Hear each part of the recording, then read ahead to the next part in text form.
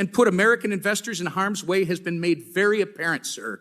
It's been a year and a half since you've appeared before this committee. You need to answer to Congress about the issues that you've had with the SEC staff union, the work environment you've cultivated at the SEC that's led to hemorrhaging of senior staff, the intellectual inconsistency of your regulatory treatment towards Bitcoin spot ETFs, and your politicization of capital formation opportunities through your treatment of certain SPACs. And that's just to name a few.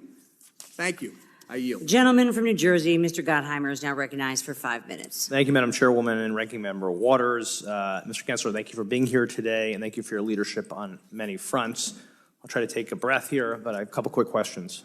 I've shared with you my concern with the unusually short-fused, overlapping, rushed, and zone flooding rulemaking under the SEC, and undermining my fear that undermines the public's ability to provide thoughtful feedback on the proposals of the Commission and risk stressing an already tenuous economic climate.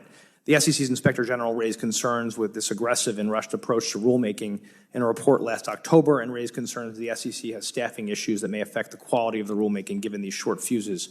Some of these proposals are necessary, obviously, to protect investors, and I want to make sure they see their way through and to ensure stability in the financial markets. But I'm concerned that doing it in this manner, it's sometimes hard to tell the impact these rules will have collectively on the economy, on jobs, on certain key job-producing sectors in my state of Jersey and the tri-state area and nationwide. Since you've taken the helm of the SEC, 27 of the Commission's 53 comment periods have had a highly unusual comment periods, shorter than 45 days from the date the proposal was published in the Federal Register. Considering the delay between when rules are posted on the website and when they are posted in the Federal Register as part of the comment period is not only consistent, it strays from the historical practices of the SEC. These proposals collectively total more than 4,000 pages with more than 2,500 questions to respond to. Last year, it took a letter from 47 members of Congress to get you to extend a 30-day comment period on a 300-page rulemaking with more than 900 questions. Many of the proposals put forward by the Commission in the last 2 years affect the same stakeholders who've repeatedly requested additional time, especially small businesses and other smaller players in the space, to respond to the SEC's often overlapping and rushed comment periods. And I'm concerned that limited stakeholder engagement, especially from small businesses without large regulatory teams to respond, will lead to unintended consequences that will ultimately harm American consumers. Have you at any point been concerned that by moving this hastily, that it could really hurt smaller market participants and their time to provide feedback? I'm very proud of what we've done. We put out 46 proposals to date. We've reopened some, so that may be why this other number is floating around this hearing. And on average, it's been more than 70 days from the time we voted out, we put it on our website, and we have a formal end to a comment period, but then we get comments after that, and we take meetings after that, and we engage actively with trade associations and market participants.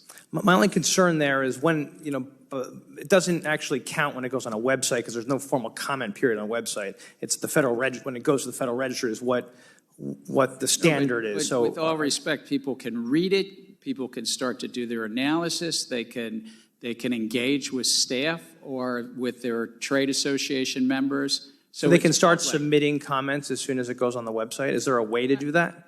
Formal comments? They tell us that they want to have time to read what we do. We put it out. It's very transparent.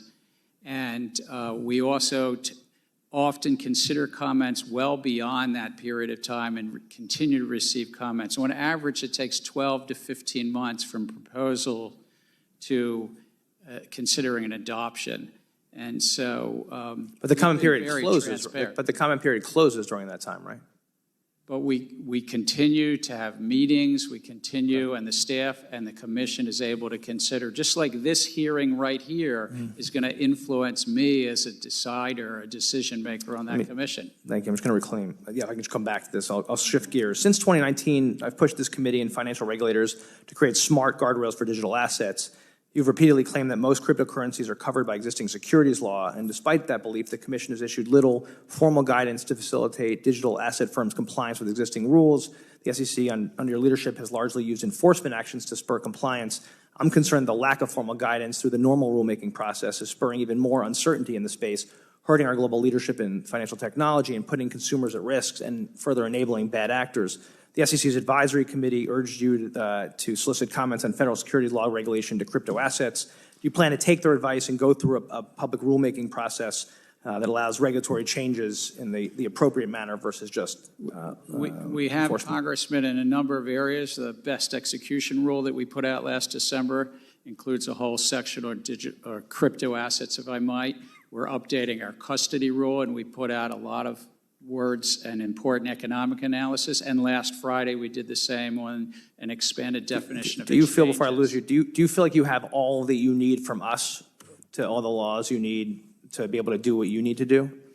Yes, as it fintech? relates to crypto assets, and to the earlier question, I do also, though, support Secretary Yellen's initiative about stablecoins.